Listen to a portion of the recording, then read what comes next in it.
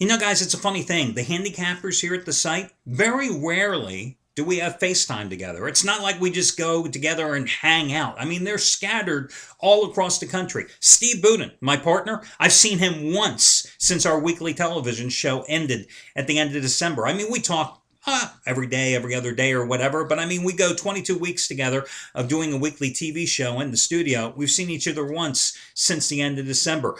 Trace Adams, one of my closest friends, I've known him for 24, 25 years. You should have seen now, since his wife doesn't watch these videos, and boy, did I get in trouble talking about my wife yesterday. But since his wife doesn't watch these videos, you should have seen the hot blonde that he took to my wedding. I mean, I'm talking about a Sharon Stone lookalike. Oh my God, she was hot. Everybody was talking about her at my wedding. But anyway, I digress. But I mean, this is a guy I've known for 24, 25 years.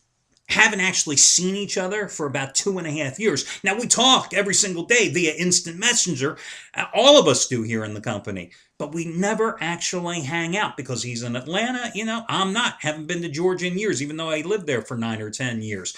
Derek Mancini, Matt Rivers, they're down in Miami. Chris Jordan, he's here in Vegas. He's a pain in the ass. I just choose not to hang with him because he's a pain in the ass. Guys I hang out with them, you think I'm kidding? I'm not. The guys I hang out with them, Dom Chambers here in Vegas too. Nice guy. See him about once or twice a year. Just not a lot in common, you know. Good guy. Just not a lot in common. Different age, you know what I mean? Guys I hang out with the most, Anthony Red, Mr. Excitement. Boom. And Shawn Michaels, mentioned to you in yesterday's video report how I hung out with Shawn last Saturday at the Palms. We unfortunately watched his game with the Clippers and Grizzlies as the Clippers couldn't hit the broadside of the barn from the free throw line in game number 3. Well, last night, guys, in that series, it was the Grizzlies' turn, not able to hit the broadside of the barn in the closing minutes from the free throw line as they missed 5 of the final 8 free throws in that game against the Clippers. And then Randy Foye launches that three-pointer and hits it with 3 seconds left in the game. And consequently, game number 6 between Memphis and LA comes right down to the wire again, and it results in a push. I'm telling you, what a tough series. Team blows a 27-point lead. Team goes into overtime. Every single game coming right down. Thank God Clippers and Grizzlies aren't playing tonight. We've got 2 games going here this evening. Game 7 of the Lakers Nuggets. Who would have thought it, right? After game 1 was such a blowout, everybody was talking about Andrew Bynum. He was the player, the center. Who wants Dwight Howard when you've got Andrew Bynum?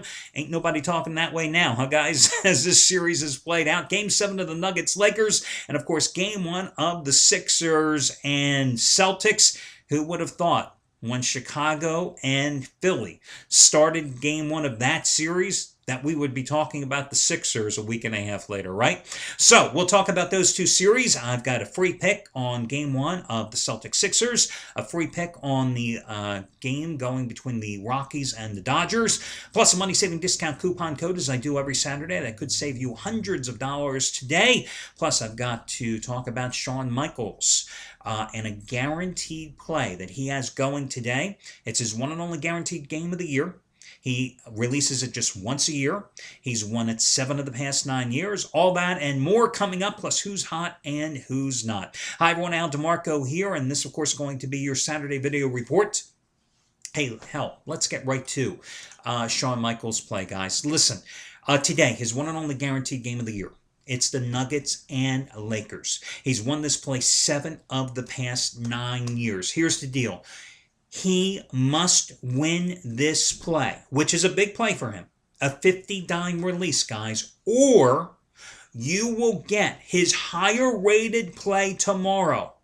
His guarantee is this. He must win the Lakers-Nuggets today, or you will get his guaranteed play tomorrow. His higher-rated play on Game 7 between the Grizzlies and the Clippers for free. No strings attached. If he doesn't win tonight, you get tomorrow's higher rated play for free, no strings attached.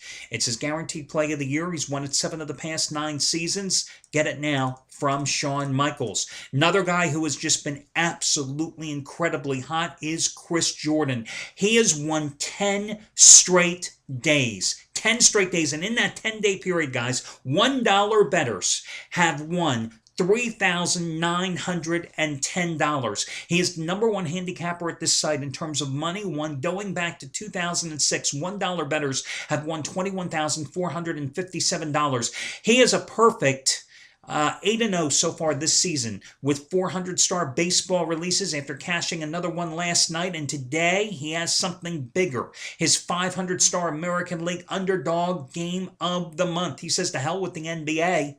He's rolling in baseball. His 500-star underdog game of the month in the junior circuit, winning day number 11 in a row. You want to talk about the NBA? Check out Jeff Benton today. 60-dime playoff winner, number 7 out of 9. It's the 76ers and the Celtics. This is a 60-dime playoff streak that goes way back to the 2010 playoffs.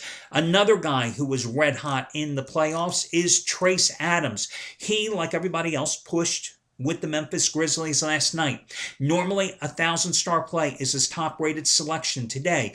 1,500-star raise the bar winner, number 4 out of 5 on Philadelphia and Boston. He is on a 7-2 NBA playoff best bet one.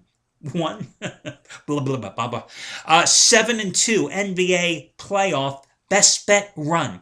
Go ahead, I dare you to say that 3 times fast. 7-2 NBA playoff best bet run. He has won 7 of the past 10 days overall. 1,500-star, raise the bar, best bet winner, 4 out of 5. Philly and Boston going from Trace Adams tonight. Another guy, Anthony Redd, last night hitting 3 out of 4 in his 40-dime trifecta. Yankees on the run line, $1.55 underdog. Braves, $1.30 underdog winner. 74 dimes net profit last night. Tonight, another trifecta. This one, a 60-dime trifecta, okay? And here's the deal, guys. His trifectas, and a trifecta is when he has 3 plays, okay? His last 6 trifectas, he's won them all. Okay? He's won them all, and those 6 trifectas have produced 219 dimes of profit. He has another trifecta going today. So those are among the handicappers that are winning, that have big plays going today. You might want to check them out as well. Now listen, guys. Yesterday, I mentioned on my report that I had a 15-dime baseball play, which, of course, matches the highest rated play of my career in baseball. And yesterday, I lost that play. It was the St. Louis Cardinals. So listen, guys, in baseball so far this season, with that loss, I'm now 15-8 in baseball. Nothing exactly to cry about. But I would say that on this baseball season, that was among 2 baseball plays this entire year that sucked. And what I mean by that is that games that I have absolutely been on the wrong side, meaning I was blown out early and just had no chance to win this game. And sure, Cardinals came back, they rallied, they pushed it into extra innings, but I mean, it was just a bad pick. Bad pick. Now listen, there is no such thing as a good loser, but meaning that I fell behind early and Jesus, just a dumb play. I had 2 of them this year. It was last night, and when Tim Lincecum pitched to Colorado back on like April 21st, I think it was. I mean, just stupid plays. That was one of them last night. I'm a firm believer in sticking within my rating system. I'm also a guy, I've told you many times, that I don't let the past dictate the future. I don't let yesterday affect how I play today. I am coming right back today with a 15-dime play. And I'm telling you this for a reason. Because if I had not lost last night, guys, today would have been a 30-dime release. And I ain't kidding you guys. That's how much I like to play today. Now, listen, I think a lot of gamblers fall in love with plays. Plays are not like falling in love. Don't you love when the phone rings when you're doing a report? Shut up. And I can't stop the phone from ringing, so I'm not going to redo the report. And, you just got to really just take the phone and get rid of the damn thing. Anyway, sometimes I think gamblers often fall in love with plays like they're falling in love with women. And that's a big mistake, because when you fall in love with a play, that often turns into a problem, because you fall in love with that play and you then often risk the situation where you can get yourself into a financial abyss from which there is no escape. And that is a real big dilemma. You got to play the games within your financial bankroll allocation system. And that's what I do. And that's why I never break out of a rating system.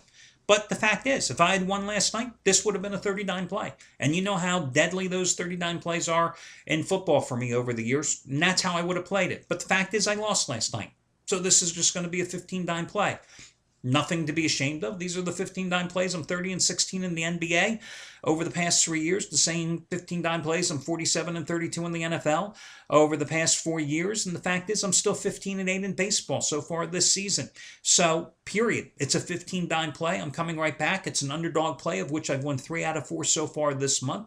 I love the play, but don't love it any more than a 15 dime release. And that's what I'm going to do. Yeah, it's unfortunate I lost last night. But, guys, hey. It's winning and losing. It's gambling.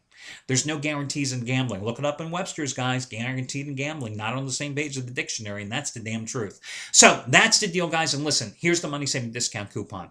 I've done it every single Saturday for the past 12 months, and I'm going to keep doing it forever.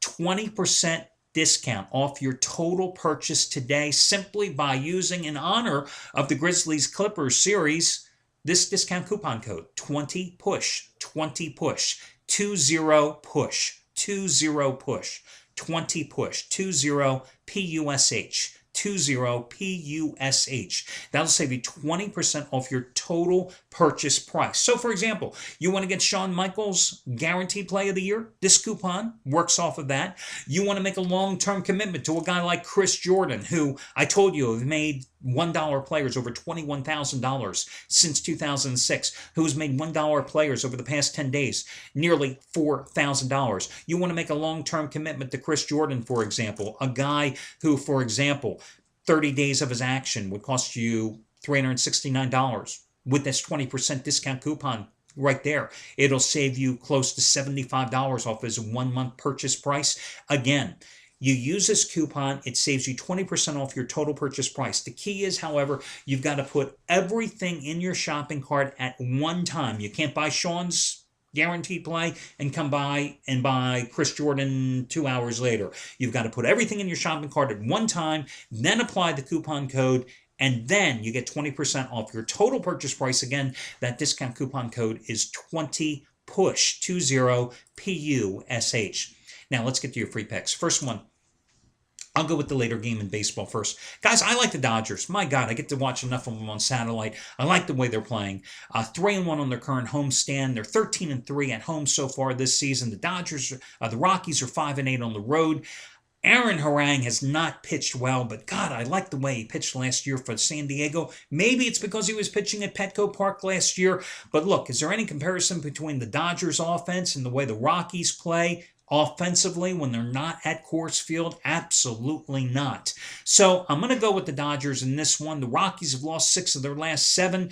I'm going to go with the Dodgers, who took last night's opener in this 3-game set, 7-3 at home.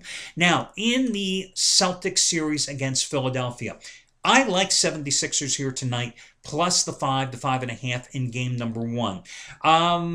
Listen, I think the Celtics had a much more grueling series with Atlanta than the 76ers had with Chicago. Yes, the Bulls played a very physical series with Philly, but I don't expect the Celtics to play nearly as physical with Philly than Chicago did. Here's why.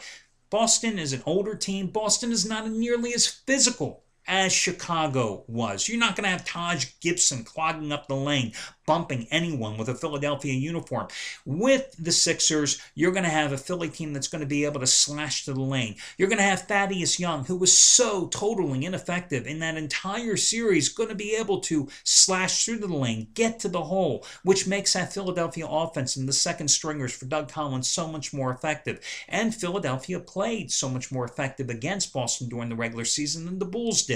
Do I wish that I was getting 6.5 points, 7 points in this game? Yes, I do. But listen, it was a physical series for the Celtics against the Hawks. Paul Pierce bothered by that sprained MCL. Rondo is going to have a big series, absolutely. Kevin Garnett's going to eat Spencer Hawes for dinner in this series as well. But The bench is where Philadelphia's bread and butter has been all season long. And I think that Lou Williams in this series is going to have some operating room, which he did not have against Chicago. Thad Young is going to have some. And I saw that Evan Turner really developed, got his confidence and his mojo back against the Bulls. And I think that carries over in the Celtics series. So I'm going to go with Philadelphia plus the points in game number 1 in this series. And again, I'm going to go with the Dodgers as your other free pick. Good luck, guys, and I'll catch you again on Sunday.